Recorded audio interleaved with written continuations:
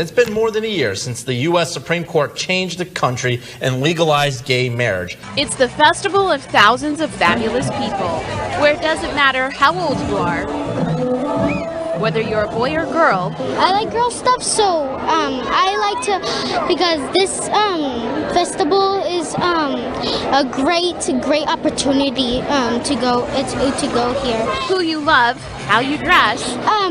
I have a lot of outfits, and all of wings, so I'm pretty girly with all of this. Or where you come from. I'm from a little town about 30 minutes north of here called Hutto. Being all the, every age group and every gender, it's really awesome because I get to see that there's old people that are gay, there's young people that are learning about themselves. I love you, sister. And the 2016 Austin Pride Festival wraps up this weekend. Hi, Austin. With history being made. It's Austin Pride. For the first time, a transgender woman won the Miss Austin Pride pageant. She says being Miss Pride Austin 2016 is more than just a title. And here, there's no judgment. There's no box you have to fit into.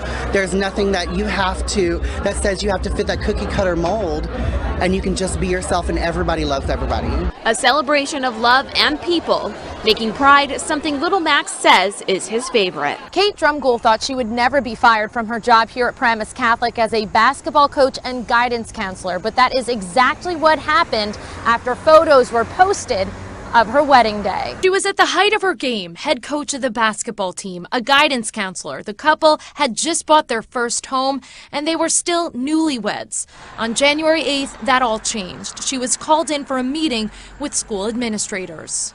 I was told that they had become aware that I was in a same-sex marriage and that it was against the Catholic tenets, and that I had until January 15th, which was that Friday, to resign or that I would be terminated. Now they're suing. Is there anything you would say directly to the church?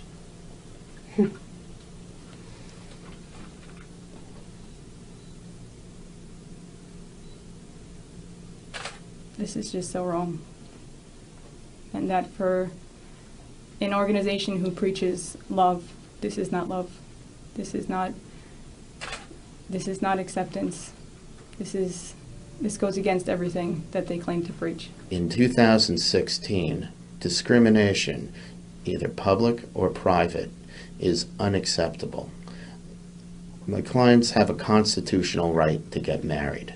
It's not going well for her, and she desperately needs this care. Daniel Tilley says the past 2 years have been like a living nightmare for his client, 22-year-old Rain Cohane. Cohane was born a man, but began identifying as a woman at a young age. In 2014, she pled guilty to stabbing her roommate inside this Fort Myers apartment and was sentenced to 15 years in prison. She had been receiving treatment for gender dysphoria prior to her incarceration. That treatment should have continued. It was not. Which is why Tilley filed this 31-page lawsuit on Monday, demanding the Department of Corrections continue Cohane's hormone treatment like they would for any other inmate with a medical issue. But most taxpayers we spoke to do not agree. As a taxpayer, I do not think that's where my tax money should go. I don't think I should be responsible for it. This is something special. You just don't give people that commit crimes a present. So I brought their concerns to Cohane's attorney. What would you say to taxpayers who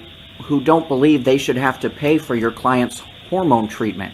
Well, the fact is that they pay for a wide variety of treatments. We have a constitution, and that constitution requires that folks in state custody receive treatment for their serious medical needs. Colin Kaepernick decided to take a stand by sitting down. The 49ers quarterback did not stand with the rest of his teammates during the playing of the Star-Spangled Banner Friday night before a preseason game against the Packers at Levi Stadium in Santa Clara. Kaepernick said, "I'm not going to stand up to show pride in a flag for a country that oppresses black people and people of color. To me, this is bigger than football, and it would be selfish on my part to look the other way. There are bodies in the street and people getting paid leave and getting away with murder." The NFL released this statement: "We recognize the right of an individual to choose to participate or not participate in our celebration of the national anthem. The NFL does not require players to stand for the anthem." While a U.S. Army unit has described Hillary Clinton as a potential threat from within. Her picture appeared alongside the photos of whistleblowers Edward Snowden and Chelsea Manning in a slide from a training class that was widely circulated online. RT's Caleb Mopan took to the streets of Washington to ask Americans if they agree with the threat assessment. Insider threat, a disgruntled or careless employee. Obama. No. This guy. I don't know. Do you think? I think Clinton. And why do you think that? Because she's a liar. Oh my God. America. And you're right. So they listed, the guy who shot up the fort. Caleb, when you talk, Bradley Manning. Oh, Bradley Manning, Edward Snowden, others. Who do you think that they put there? Hillary Clinton.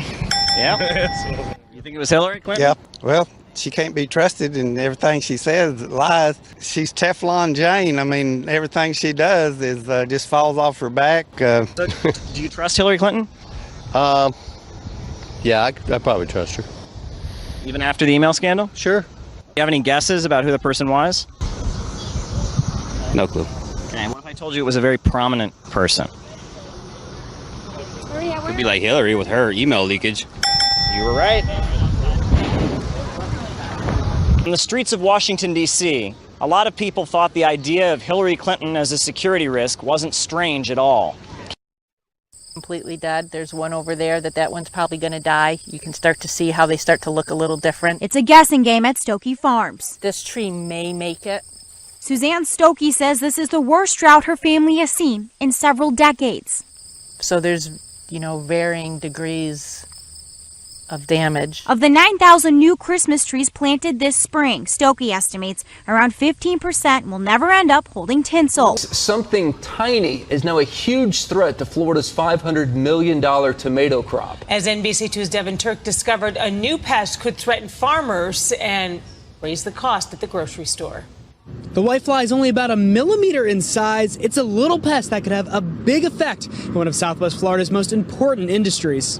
The produce section is busy at this East Naples grocery store. That's all I eat is fresh produce. I don't like canned, I don't like frozen. But could a small pest called the whitefly threaten Florida's produce? That's the $500 million question. For sure I'd be concerned about that. Yeah, I would be concerned. Farmers have managed the impacts of the pest for years, but a different biotype of the whitefly has people paying attention.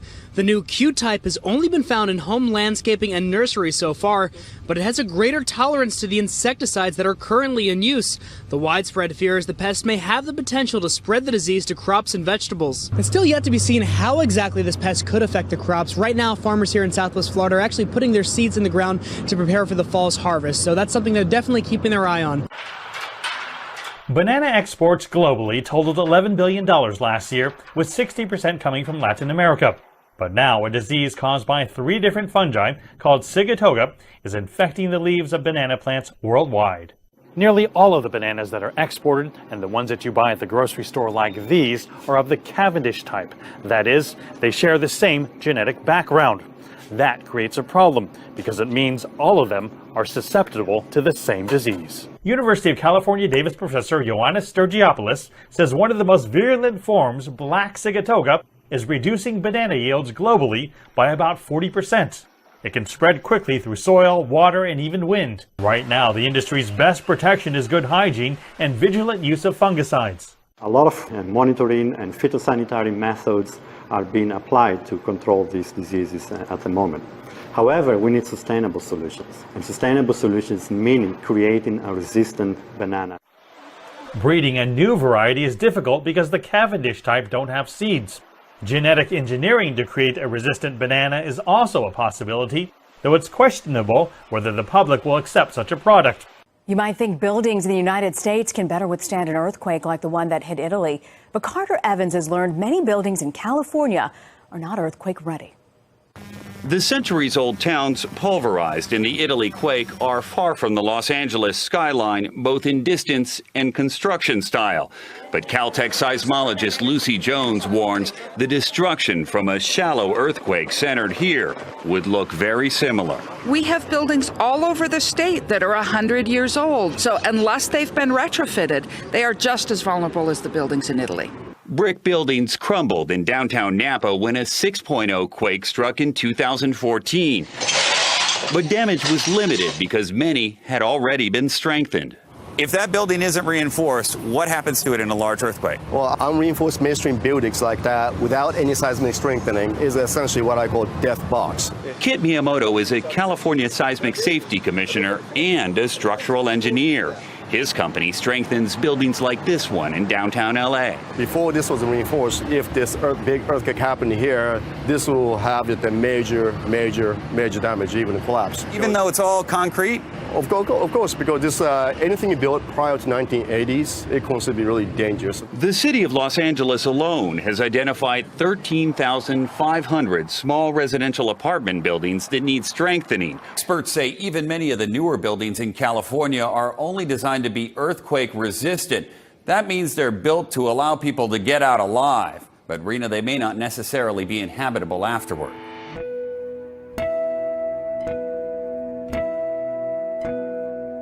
On Sunday, the 28th of August, the Central Metropolitan Region, on behalf of the New South Wales Police Force, is holding the largest multi-agency emergency management exercise ever held in New South Wales.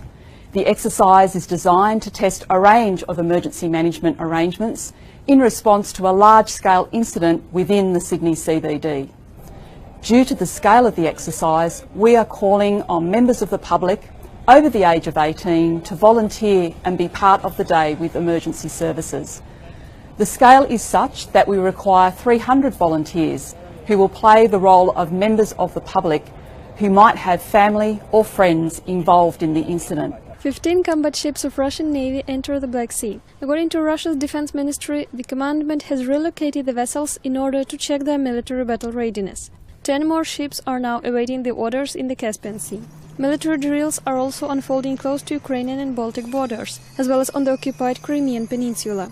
Lithuanian authorities already claimed that Russian military exercises contribute to the crisis escalation in the region. Vilnius says conducting drills near Lithuanian borders is a mere provocation. Poland's defense ministry also called the urgent meeting in view of Russian possible provocations in Kaliningrad region, bordering Poland. Russia has started simultaneous military drills along the borders with neighboring countries. Southern, Western and Central military regions, Northern Fleet and other army resources are set to remain on full combat alert. They will spend several days checking the forces' readiness. Ukrainian armed forces have successfully tested a new type surface-to-surface missile system in Odessa, a port city in the country's south. The Ukraine-made ballistic missile named Vika can hit targets 300 kilometers away. The country's Security Council also says the missiles can be armed with various warheads. No technical details were released, but the government says Ukraine's new missile system is better than similar Russian prototypes. On the occasion of the Iranian Government Week, the country's defense ministry has unveiled its latest military equipment developed by the ministry's National Geographical Organization. The military hardware, all made by Iranian specialists, gives Iranian armed forces an edge in digital mapping and cartography. Among them is this portable quick mapping system, which is capable of providing aerial and land photogeometric maps. The newly introduced systems enhance armed forces' capabilities to collect data on strategic and sensitive points. They also enable the Army to gain access to very hard-to-reach terrains and calculate the most sensitive data about the designated areas. These are just a few out of countless other major achievements Iran has made in its defense sector in recent years. Now, Iranian officials say that these capabilities have made Iran reach a level of deterrent power that can make it stand against any foreign aggression. Head of Germany's Federal Office for Migration and Refugees, Frank-Jürgen Weiss, says the country is gearing up for the arrival of 250,000 to 300,000 asylum seekers. Weiss also says if the number exceeds the estimated figure, it will put further pressure on his office, adding such a scenario would be unlikely. Germany registered some 1.1 million refugees in 2015. Germans are divided on the issue of asylum seekers as a number of anti- and pro-refugee rallies have been held in the past couple of months. Europe is grappling with its worst refugee crisis since the end of World War II. Violence has flared up at the French port town of Calais. Migrants have come up with a new way of sneaking onto lorries headed to Britain.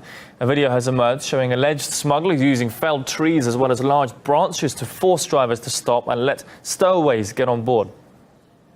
So they're completely careful.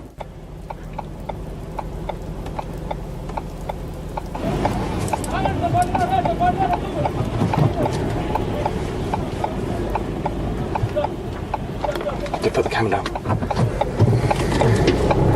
Oh, look, he's hitting the car. He's hitting the lorry.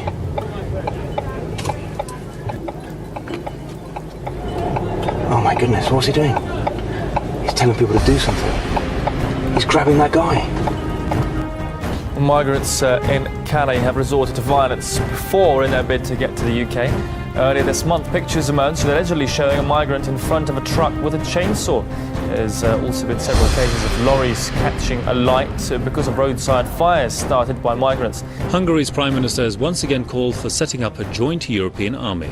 We should list the issue of security as a priority, and we should start setting up a common European army. Orbán made the statement ahead of talks in Poland's capital Warsaw with Czech, German, Polish and Slovak leaders on Europe's post-Brexit future. His Czech counterpart Bohuslav Sobotka called for launching talks on a common European army. German Chancellor Angela Merkel supported the idea but urged caution on how plans were to be translated into action. At present, EU members are working together on a range of military matters, but the bloc does not have its own unified military. The concept of a joint army has been a thorny issue among EU members. Supporters view it as a necessity to cope with new threats from Russia and elsewhere. Many others oppose a plan beyond NATO's scope. Reporting on the birth of the European Union Army. Well, now officials are stating that it will happen, but European Union leaders were just waiting for Britain to leave. Britain was the sole reason it did not already happen.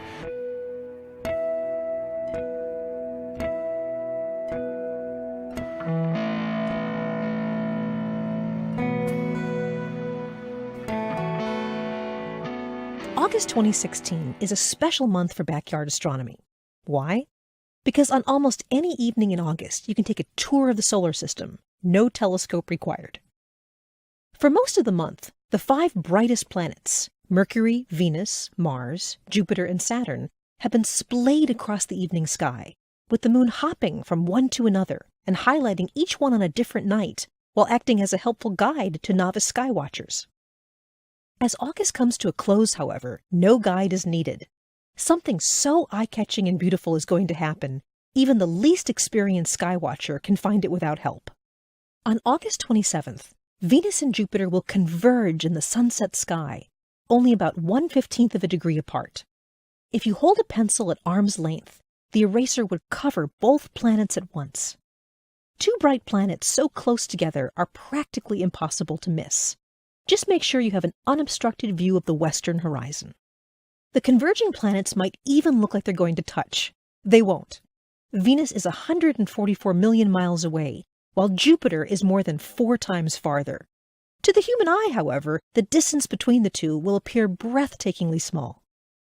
At closest approach, Venus and Jupiter easily fit within the same binocular or telescopic field of view. If you have a small telescope, take a look. Because Venus is an interior planet, we sometimes see it as a crescent like the moon. But not this time. On August 27th, Venus will be nearly full. You'll see 93% of the cloudy disk of Venus illuminated by the sun.